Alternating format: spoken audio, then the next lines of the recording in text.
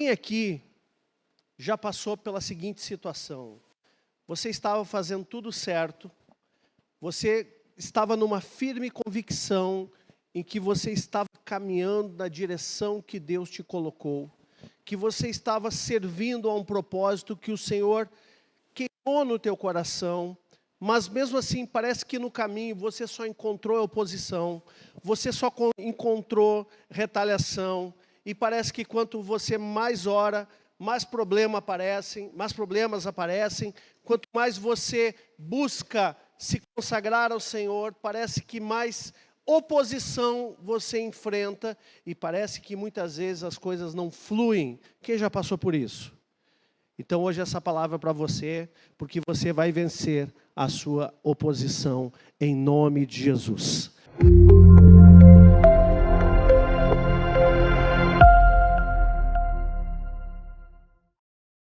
Amém? Quem quer receber essa palavra, nem preguei ainda, mas já estou te dizendo, hoje você vai ser aparelhado pelo Espírito Santo para vencer toda oposição na sua vida, em nome de Jesus. Então, se você está cansado, se você está desistido, dizendo assim, eu não aguento mais, Senhor, não dá mais para mim, eu faço tudo certo, mas a coisa não flui, então hoje você vai ser fortalecido no Senhor e você vai vencer. Não desista, amém? Então, ouça essa palavra hoje e você será muito abençoado. Eu quero continuar falando ainda sobre Neemias. Neemias está famoso nessa igreja, né? Neemias está em alta neste lugar, né? O cara foi bom, né? Foi bom porque ele ouviu a voz de Deus. E você também vai ser bom por ouvir a voz de Deus, amém? Mas eu quero continuar falando porque após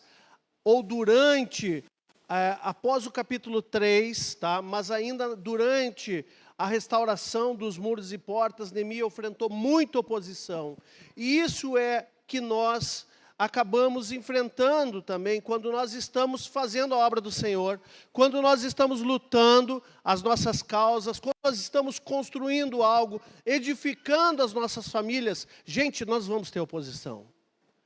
E aqui o capítulo 4 de Neemias, ele nos dá uma aula sobre como ser um líder diante da oposição. O que é ser um líder? Ser um líder é saber se portar da maneira que você vai influenciar e vai enfrentar a situação. Você não vai ser um passivo, uma pessoa que está ali só sofrendo dano, efeitos colaterais, consequências, e não se posiciona. Líder é aquele que tem um posicionamento firme diante das adversidades da vida. A Bíblia fala que em algumas situações, o povo de Israel, a sua alma desmaiou. Desmaiou, ficou chateado, ficaram tristes, desmotivados. Deixa eu te dizer algo, meu irmão. A desmotivação, a tristeza, o ficar chateado, a fragilidade de alma, isso vai te paralisar. E se nós queremos chegar em algum lugar nessa terra, e nessa vida que o Senhor nos dá aqui, que é só uma, amém? A palavra diz que o homem nasce e depois cabe a ele somente a morte. Ele vive a sua vida e depois morre. E aí vem o juízo. É isso que a Bíblia diz. Então, se nessa terra, que aqui nós estamos, nós queremos prevalecer nos projetos que Deus tem nos colocado, nós precisamos aprender a não ser tão frágeis, ou antifrágeis, que é um termo até moderno, antifrágeis, ou seja, alguém que tem posicionamentos firmes, que porventura sim, pode também estar em alguns momentos um pouco cansados, mas não abatidos, amém?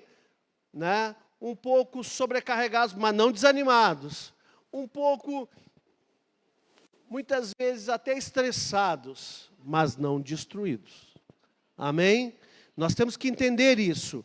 Isso foi essa postura que Neemias teve diante da adversidade.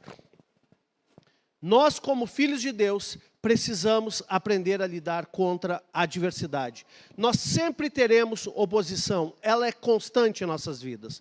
Mas mesmo com oposição, eventualmente, estamos debaixo de contra-ataques, ou de ataques do inimigo, setas, dardos inflamados do diabo que tentam nos atacar, nos destruir, nos tirar do sério, tirar nossa paciência, nos incomodar, nos gerar angústia, aflição. O inimigo está ao derredor, procurando alguém que possa tragar. Então, ele usa toda a artilharia dele contra nós. Tem escapatória? Não. Mas tem solução. Tem vitória. Você não será livre de lutar, mas a vitória é garantida no nome do Senhor. Amém? Vamos ler então aqui.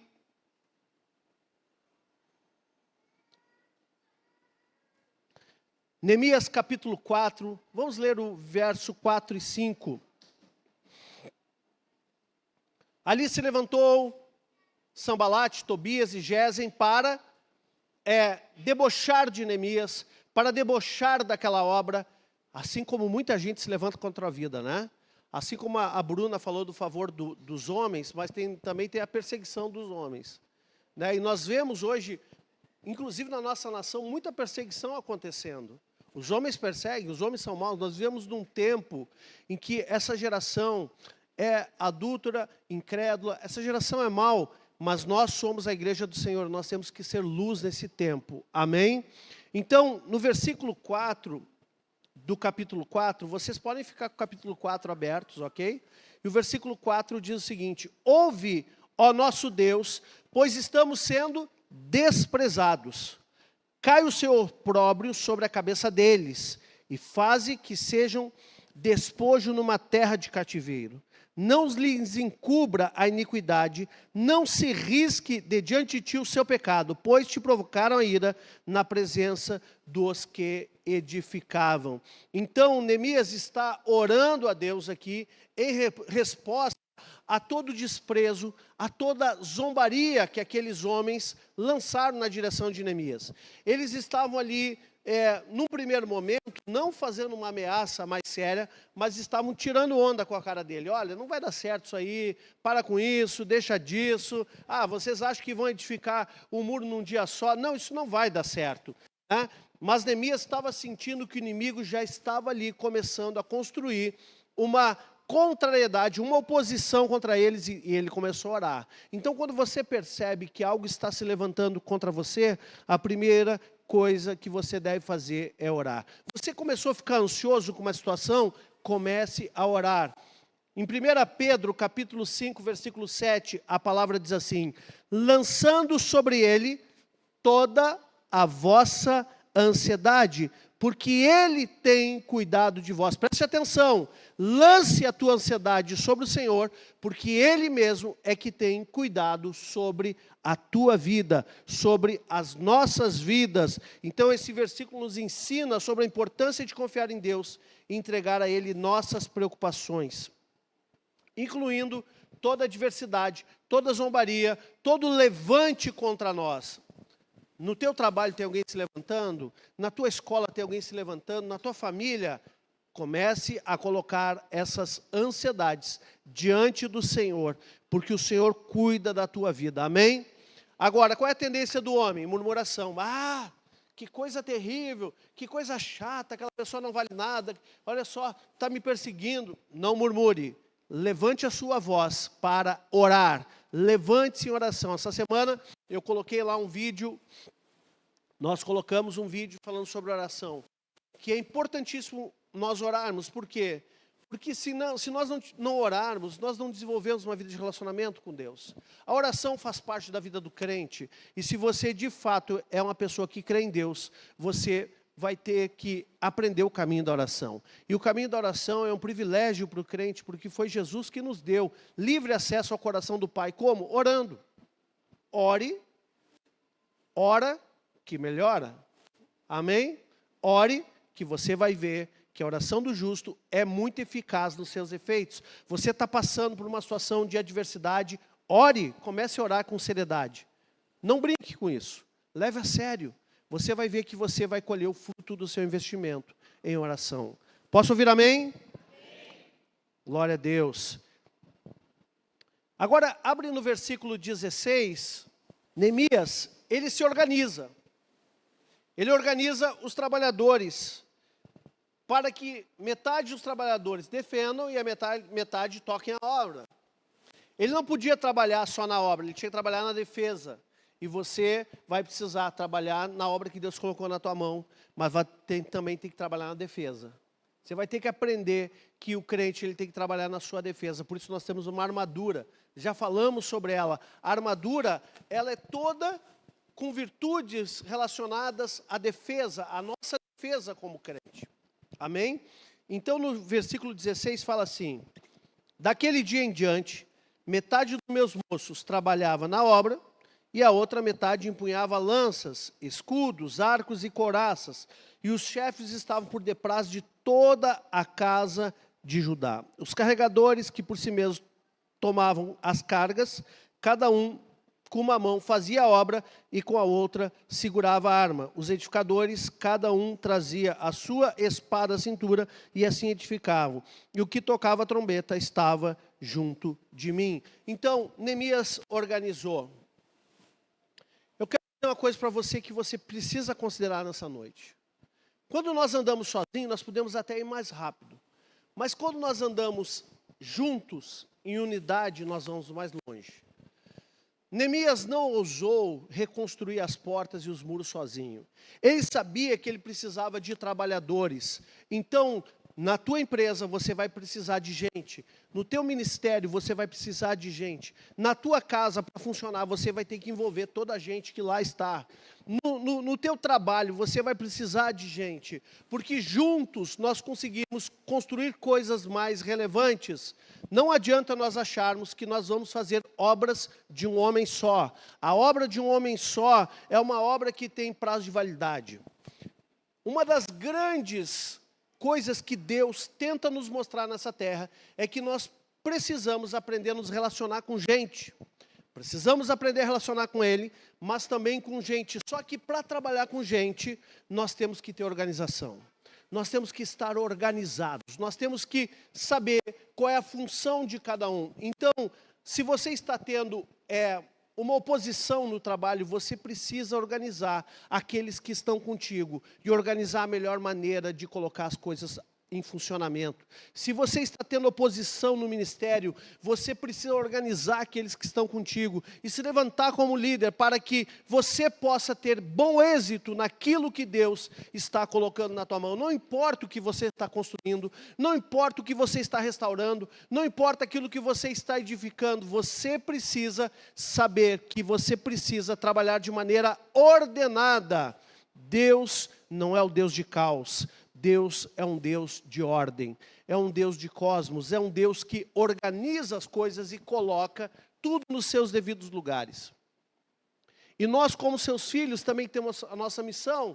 Muitas vezes a nossa vida é uma verdadeira, pode ser uma verdadeira bagunça. Será que Deus vai botar a mão? Não.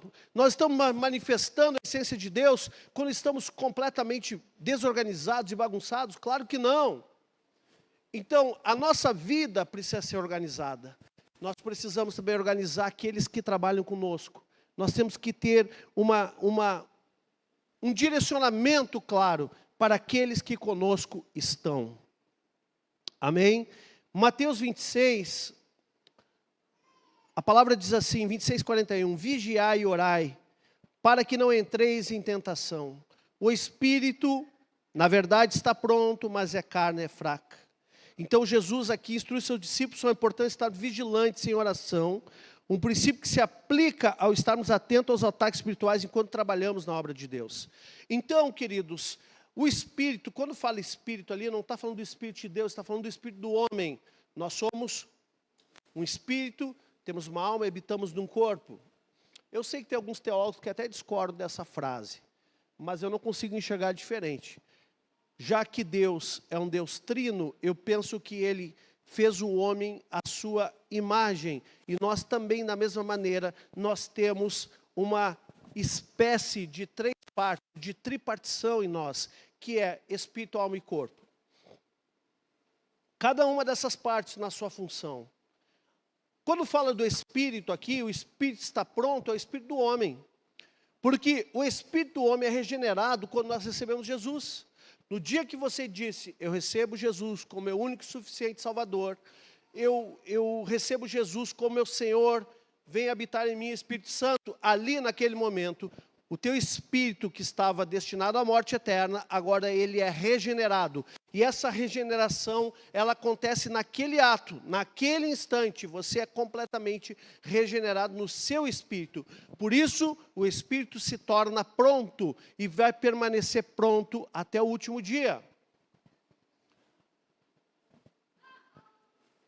Mas a tua alma fica pronta? Não. Tua alma precisa agora de palavra de Deus. Precisa de Bíblia para restaurar a alma. A Bíblia diz, a lei do Senhor restaura a alma. A regeneração do espírito é num ato, mas a restauração da alma é durante o processo da nossa vida, até o último dia. E o corpo ele será restaurado no dia do Senhor, quando o arrebatamento da igreja acontecer, nós receberemos um corpo glorificado. Amém? E esse é o processo de salvação em 3 partes. Começa com o espírito, depois há um processo da alma, e no último dia, então, no arrebatamento, o corpo, ele é glorificado, é restaurado. O nosso corpo ainda permanece um corpo corruptível, por isso a carne é fraca, mas o espírito está pronto. Então, o teu espírito está pronto, mas tem um probleminha, querido, é a carne. Tem só um probleminha nesse negócio. A carne é fraca. Por isso que quando nós falamos em relacionar com Deus, ou relacionar com pessoas, ter uma equipe, ter uma organização, a nossa carne, muitas vezes, ela dá uma desmaiada. Muitas vezes a nossa carne dá uma vacilada. A nossa carne, muitas vezes, ela dá uma entregada àquilo que está no nosso coração, que não está resolvido. A nossa carne, muitas vezes, ela pode estar nos dando uma derrubada nos nossos projetos. Por isso que aquele que é nascido do Espírito também ande no Espírito, viva do Espírito e não da carne. Amém, queridos? Então, Neemias teve sabedoria para organizar, entendendo que a organização dele, organizando aqueles que trabalhavam na vigília, aqueles que trabalhavam com a espada na cintura, aqueles que trabalhavam com a espada na mão, com a colher de pedreiro, carregando pedra, tudo estava organizado. E você, quando está debaixo de ataque, você tem que redobrar a tua organização. Amém? Organize-se, organize-se. Quem recebe? Agora, no versículo 21 de Neemias, e fala o seguinte, assim trabalhávamos na obra, e metade empunhava as lanças desde o raiar do dia até o sair das estrelas. Também nesse mesmo tempo disse eu ao povo, cada um com seu moço fique em Jerusalém, para que de noite nos sirvam de guarda e de dia trabalhem. Nem eu, nem os meus irmãos, nem meus moços, nem os homens da guarda que me seguiam largavam as nossas vestes, cada um se deitava com as armas à sua direita. Ou seja, Neemias dá o exemplo. Ele não mandou eles fazerem a obra, ele mesmo pegou a espada, ele mesmo pegou no material de construção da época, não sei dizer, mas pegou nas pedras, ele mesmo colocou a mão na obra. Muitas vezes nós temos a ilusão que a nossa fala, ela vai convencer alguém de alguma coisa. O que convence é o exemplo. O que convence é a testemunha. Por isso a palavra diz que o Espírito Santo ia descer sobre nós e nós seríamos testemunhas. É claro que nós vamos falar, mas a nossa fala, ela só tem valor se nós formos uma testemunha daquilo que Deus fez em nós. Porque senão nós vamos querer ser líderes não resolvidos, querendo resolver a vida dos outros. Isso não rola, não sustenta, porque a autoridade vem pelo fruto pessoal. A autoridade vem pelo testemunho. Se eu trouxer aqui uma pessoa, trazendo um exemplo bem comum, para vocês entenderem. Se eu trouxer uma pessoa toda endividada, uma pessoa quebrada, mais lisa que azulejo, e ela vai dar um curso aqui, como ficar bilionário. O que você acha? Você vai dar ouvido para essa pessoa? Sim ou não? Não. Por quê? Porque a pessoa não conseguiu nem para ela, vai ensinar alguém de alguma coisa? Claro que não. Ela não tem autoridade, ela não tem fruto. Então, por ela não ter um fruto na vida pessoal, ela não vai ter autoridade para falar sobre aquele assunto. Agora, se trouxer um bilionário aqui, e o cara vai ensinar, como ganhar 1 milhão, por exemplo. As pessoas vão dar ouvido para ele, sim ou não? Porque ele já chegou lá. Entende? Então, a autoridade que nós temos vem pelo fruto manifesto em nossas vidas. Por isso, nós somos chamados para gerar um fruto, e um fruto permanente. Quando fala em João 15,16, eu vos designei para que vades e deis fruto, e o vosso fruto permaneça, não está falando só de almas. Está falando de fruto pessoal na nossa vida. O fruto que nós geramos precisa ser permanente, ele precisa acontecer, ele precisa ser visto, e ele precisa ser permanente, porque nós somos chamados para ser testemunha do Senhor. Amém? E quando o mundo ver o que Deus fez na tua vida, o mundo vai se converter. Pastor, mas ele pode usar minha fala? Pode e vai. Mas vai usar no mesmo nível que usavam os fariseus.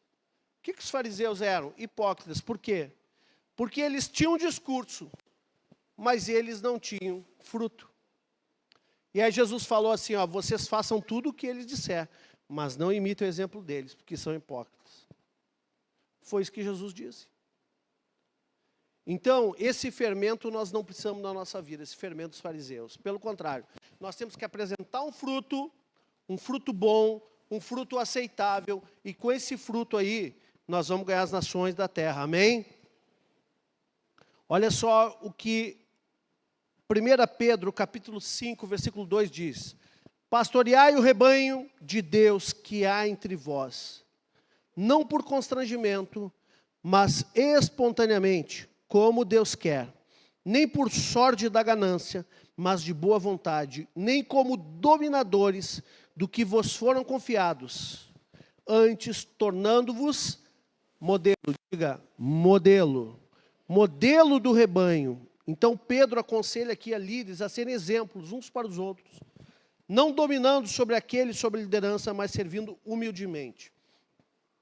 A nossa liderança, ela não vem para dizer assim, olha, agora eu sou líder, todo mundo vai ter que me obedecer e me servir.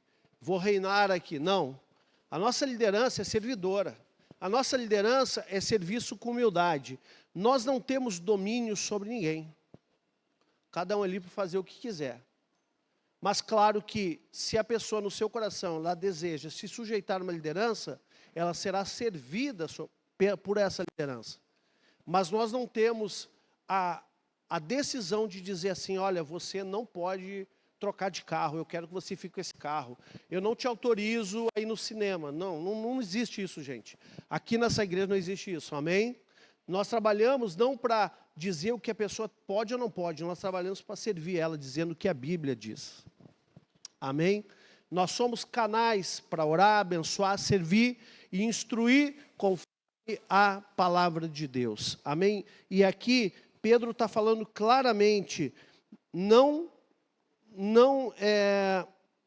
sejam como dominadores daqueles que vos foram confiados, mas nós, antes de tudo, nos tornamos modelo, servindo em humildade a todos. Amém? Ainda em Neemias, capítulo 4, versículo 12, diz assim, Neemias, 4:12. Quando os judeus que habitavam na vizinhança deles, 10 vezes nos disseram, de todos os lugares onde moram, subirão contra nós. Então pus o povo por famílias, lugares baixos e abertos, por detrás do muro, e com suas espadas, e com suas lanças, e seus arcos, inspecionei. Dispus-me e disse aos nobres, aos magistrados e ao resto do povo, não temais, lembrai-vos do Senhor, grande e temível, pelejai pelos vossos irmãos, vossos filhos, vossas filhas, vossa mulher e vossa casa. Aqui Neemias também dá outra lição de liderança. Nós temos que saber pelo que nós estamos lutando. Quando você acorda de manhã, você tem que saber por que você está acordando naquele dia. Porque vai ter um combate lá fora. Sim, vai ter uma guerra lá fora. Mas quando você acorda, você tem que saber pelo que você está lutando. Senão você não tem nem motivação para sair da cama. Você vai passar o dia dormindo, se você não tem nada para fazer, não é? Ou vai levantar para almoçar, para comer e voltar para a cama de novo. Agora, quando nós sabemos e temos clareza pelo que nós estamos lutando, nós saímos da cama e vamos atrás da nossa guerra. Mas vamos para vencer. Nós não vamos para nos esconder ou para fugir. Nós vamos lutar pela nossa casa, pela nossa família. Ele está dizendo aqui, ó, lembre-se do Senhor, lembre dos seus irmãos, lembre dos vossos filhos, das vossas esposas, das vossas filhas. Lembre, então, nós temos que entender, queridos, que a nossa guerra, ela tem um propósito. Pelo que você está lutando? Pelo que você trabalha? Pelo que você faz guerra todos os dias? O que te move, o que te faz sair da cama? Qual é o teu projeto? Se você não tem projeto nenhum, você sai da cama, dá uma olhada nos rios do celular, levanta, aí volta, olha de novo, aí ele responde uma mensagem, aí vai lá, come uma coisa, volta, escova os dentes, ou nem escova, né? Deixa para lá. Pelo que você está lutando? Agora, quando você está com um propósito definido, você já sai da cama com uma agenda. Você já tem assim um controle, ó. Primeira coisa do tempo. Eu estou lutando, então eu não posso perder tempo. Então, meu primeiro horário, eu tenho meu devocional, depois eu tenho trabalho, depois eu tenho, sei lá, um esporte, uma atividade física. Você já sai com o projeto pronto. Por quê? Porque você não quer perder a guerra. Sabe onde a gente se engana? A gente se engana quando a gente pensa que um dia as coisas vão acontecer. É que nem a música da Branca de Neve, né? Como é que é? Um dia... Aí o passarinho responde, um dia eu serei feliz. Quem lembra disso aí? Né? Tem crente que tem essa fé. Um dia eu serei feliz. Querido, vou te dar uma notícia, a vida é agora. A vida é agora. Não tem um dia. O dia que você desperdiçar, terminou, não volta nunca mais. O dia que você perdeu, perdeu para sempre, não volta mais. Então, cada dia é importante. Cada dia é importante. Esses dias, um jovem me perguntou o seguinte: o que o senhor acha de eu fazer Uber?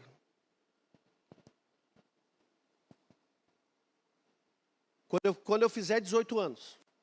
Ele não tem 18 anos ainda. O que o senhor acha de eu fazer Uber? Eu acho uma boa. Vai ganhar um dinheiro. É uma boa opção. Porém, isso faz parte do teu propósito de vida, da tua carreira. Quanto mais cedo tu entrar naquilo que realmente tu quer ser, mais rápido tu vai chegar lá. E mais tempo tu vai estar lá. Não tenho nada contra, eu acho que é uma boa alternativa, até como uma situação temporária, um paliativo. Às vezes alguém fica desempregado, né? Ou não encontrou um propósito diferente. Mas se a pessoa tem um propósito, ela vai pegar atividades assim por um tempo, para quebrar um galho. Mas o quanto antes ela conseguir entrar naquilo que realmente ela está cumprindo o propósito, mais rápido ela chega lá. Então não há problema nenhum. Se alguém quiser fazer Uber, se eu tiver que fazer Uber, eu vou fazer também. Não se preocupe, não tem nada contra. Mas a questão é o seguinte: é essa guerra que você decidiu lutar ou você tem algo melhor? Sabe por quê? Porque uma empresa como essa, do dia para a noite, pode terminar. Empresas quebram, cenários mudam. Agora, qual é a tua vocação? Qual é a tua chamada? O que Deus te chamou para fazer? Então, nós temos que entender, amados, que nós temos um tempo nessa terra. E eu tenho que saber que guerra eu estou lutando. Eu tenho que saber por que eu levanto de manhã. E aonde eu quero chegar. Se isso não estiver claro na minha vida, eu vou talvez desperdiçar mais um dia, mais uma semana, mais um ano, mais um mês. E aí eu vou empurrando com a barriga. Como aquele texto que também gravei um vídeo, né? Sobre a preguiça, um pouco para tosquenejar, um pouco para ficar em repouso, dar uma bocejada, ficar meio molenga. A tua pobreza virá como homem armado, virá como ladrão e vai levar tudo que você tem, começando pelo teu tempo, pelo teu vigor, pelos teus dias. Então, Neemias aqui, ele mostra que ele colocou a mão na massa como exemplo ele não esperou que os outros fizessem. Ele disse assim, eu vou fazer e vocês vêm comigo. Tipo, sigam-me os bons. Vocês vão vir comigo e nós vamos fazer junto esse negócio. Amém, queridos? Está recebendo aí, não? Agora, outro ponto interessante, no verso 18 de Neemias 4, diz assim, os edificadores, cada um trazia sua espada cinta, e assim edificavam. O que tocava a trombeta estava junto de mim.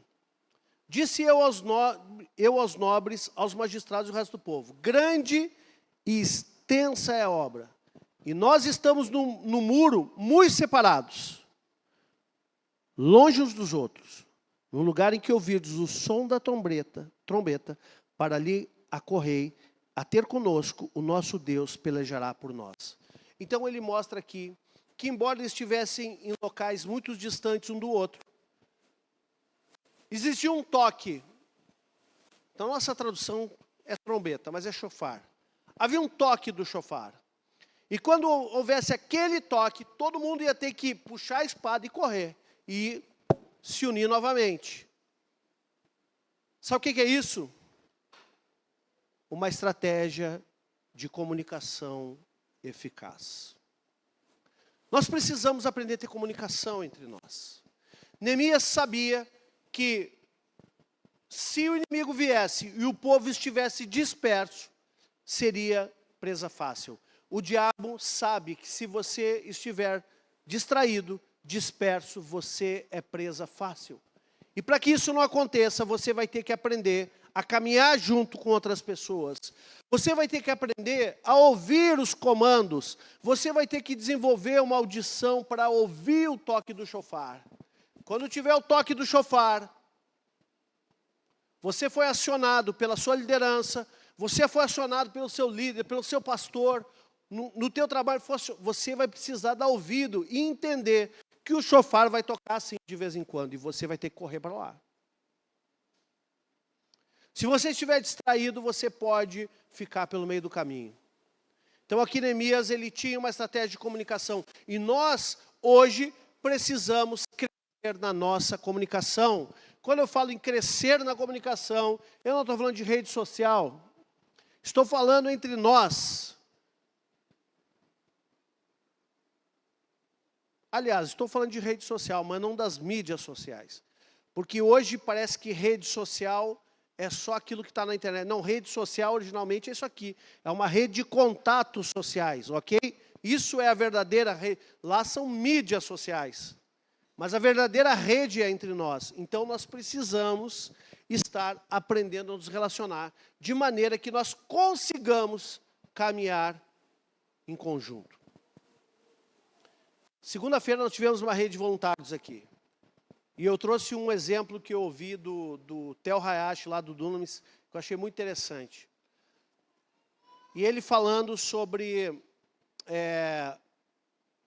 a construção de uma equipe e pessoas que nós devemos ou não colocar numa equipe. E ele deu um exemplo que eu achei muito interessante, que é você, vamos supor que você compre um apartamento de um dormitório, você manda decorar aquele apartamento, deixa ele lindo, teu primeiro imóvel. Bota ali móveis planejados, aquele sofá de couro branco lindo, né? Bota a cozinha planejada, bota tudo certinho. Mas você decide ter um pet, aí você vai lá e compra um pitbull e bota no teu apartamento de um quarto. O que vai acontecer ali? Pitbull é um bom cachorro? É ou não é? É um excelente cachorro. Se ele não te matar, então é melhor ainda. Né? É um cachorrão, né? Um cão de guarda, um verdadeiro cão de guarda. Né? Quem tem um pitbull no pátio, ninguém entra. É certo que ninguém entra, que o bicho é bravo. Mas você decidiu ter um pitbull dentro de um apartamento de um quarto. O que vai acontecer? Não importa se o cachorro é bom ou é ruim, ele vai destruir o teu apartamento. E muitas vezes nós temos na equipe pitbulls. Ah, mas aquela pessoa ela tem um talento, é maravilhosa, mas ela é um pitbull no apartamento de um quarto, ela não se encaixa. não se encaixa na cultura, não se encaixa no propósito, não se encaixa na equipe, não se encaixa em nada, não adianta ser assim. Então, quando nós desenvolvemos uma comunicação assertiva, nós temos que entender que nós precisamos nos encaixar. E nós não podemos ser pitbull dentro de uma equipe. Ok? Não podemos estar ali desenquadrados com aquele contexto, com aquela cultura, com o todo do propósito daquilo que está sendo planejado e feito, né? Então, atenção a isso. 1 Coríntios capítulo 14, verso 40 diz: tudo, porém, seja feito com decência e ordem. Aqui Paulo instrui a igreja de Corinto sobre a importância da ordem nos serviços.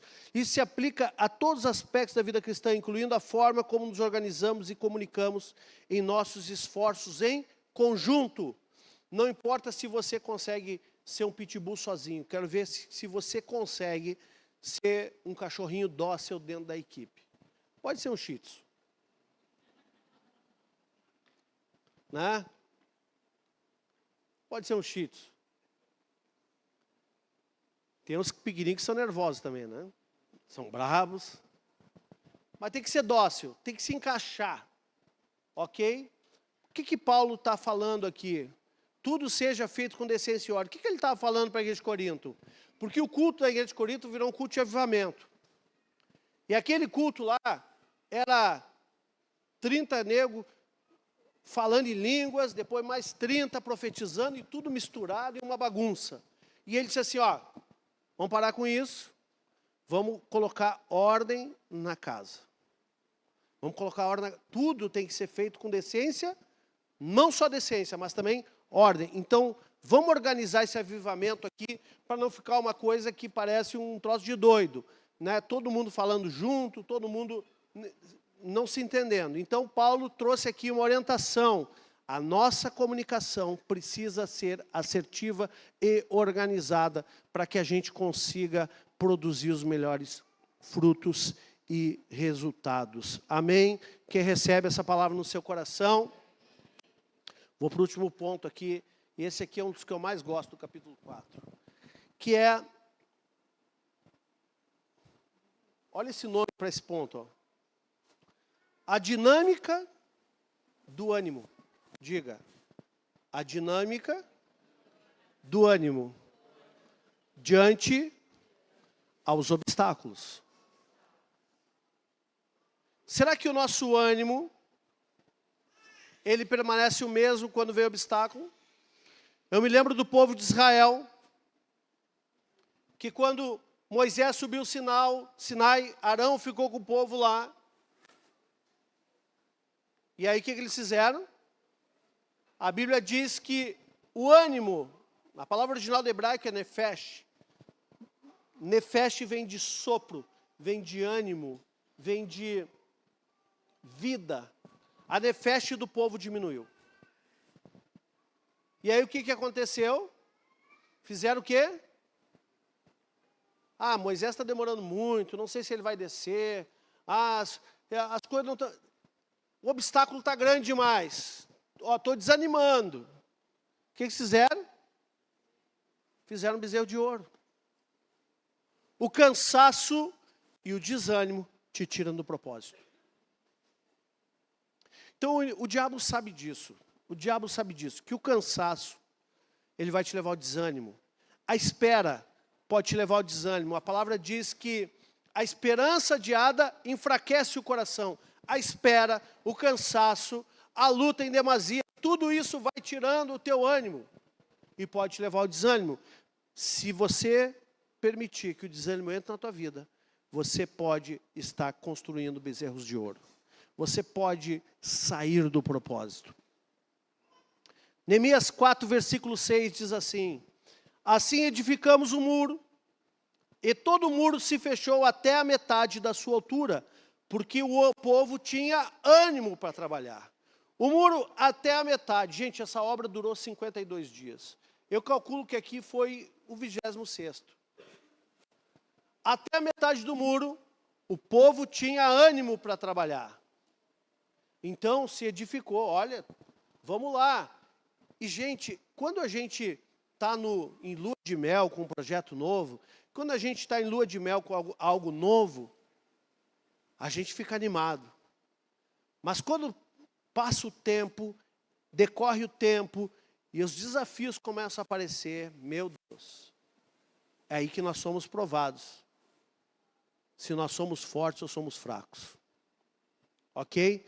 Então, no versículo 10 fala assim: então disse Judá, já desfaleceram as forças dos carregadores, e os escombros são muitos, de maneira que não podemos edificar o muro.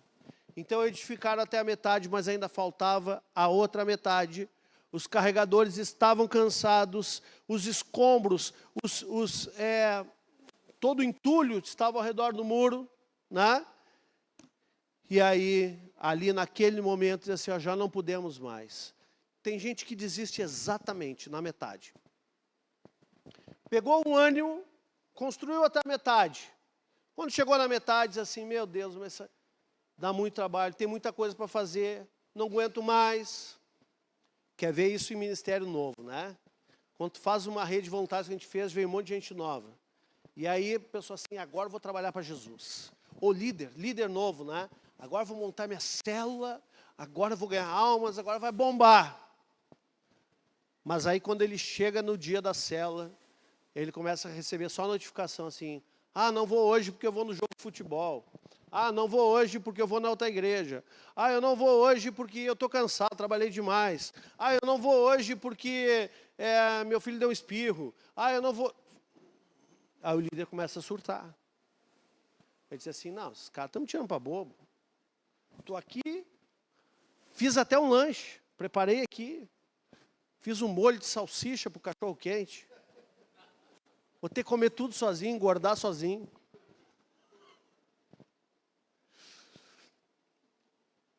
Mas aí ele está no início, ele está começando. Aí ele pensa assim, não, vamos de novo. Semana que vem tem mais. Aí, marca o dia da célula, se prepara, arruma a casa, a hora, estuda a palavra, né? Jejua, agora vai dar certo. Aí começa a notificação subir no celular. Ah, hoje eu tenho uma reunião no colégio. Ah, hoje eu tenho um aniversário na família. Ah, hoje eu tenho isso. Mas vem um pelo menos, né? Vem um, né? Ele jejuou, orou, Deus mandou um. Para não matar o líder também, né? Aí aquilo que deveria ser a cela, aí senta aquela pessoa estática no sofá. E ele está olhando para aquela pessoa dizendo assim, isso aqui é cela ou um discipulado? Aí tu abre o texto, a primeira palavra, e a pessoa diz assim, ainda bem que só estou eu aqui hoje, que eu estou mal. Estou mal, preciso abrir meu coração. Aí a pessoa traz aquele carnegão todo para fora. E aquilo que era para ser uma célula abençoada, com edificação em palavras, se tornou ali um divã. Se tornou um momento de aconselhamento. Mas o líder está animado ainda. Agora, pensa um ano depois. 2 anos. 3 anos. E aí você pensa assim, não, mas eu quero ter meus 12. Aí passou 5 anos, você só tem 6, só tem meia dúzia. Né? Só tem meia dúzia. Aí você olha e diz assim, bah, Deus, se nesse tempo todo aqui só juntei meia dúzia, quando é que eu vou ter 12? Eu acho que não vai dar certo esse negócio, porque eu vou mudar para a visão do G6, né? Uma outra que der, eu já estou completo. Hã? Tem o M6, tem o G6, tem o G5. Muda logo para Jesus, meu irmão. Esse é o melhor, viu? Então, à medida que o trabalho de reconstrução avançava, o povo de Israel inicialmente estava cheio de entusiasmo com o progresso alcançado. Contudo, ao alcançar a metade do trabalho, a visão dos escombros, ainda por remover e do muito que restava a fazer, começou a pesar sobre eles, levando a um sentimento de desânimo e exaustão. Esse ponto de inflexão ressalta o desafio de manter o ânimo e a motivação, mesmo quando a novidade do início dá lugar à realidade dos desafios persistentes. Casamento também. Quando é primeiro amor, é só love, só alegria. Mas depois o boleto começa a chegar. Aí o estresse acontece. Depois, o entulho ao redor da máquina de lavar roupa, o entulho ao redor da pia, está lá. E aí começa a vir a cobrança. Porque agora minha vida é só trabalhar para casa, né? Orou para pedir um marido. Ou orou para pedir uma esposa. Aí quando recebe, só vem entulho. Só vê problema. Depois que passa o início, aí vem aquilo lá, mas isso aqui, será que vale a pena? Era feliz e não sabia. Tem uns rindo aí, mas é assim, né? E depois de anos, passando anos, como é que fica? Pastor, o senhor nem sabe, o diabo está se levantando lá em casa. É mesmo, filha? Gálatas 6, versículo 9. Diz assim: e não cansemos de fazer o bem, pois no tempo certo colheremos, se não desanimarmos. Você vai colher só se você não desanimar. Porque se você desanimar, você vai parar no meio do caminho, meu irmão. Você vai deixar a obra pela metade.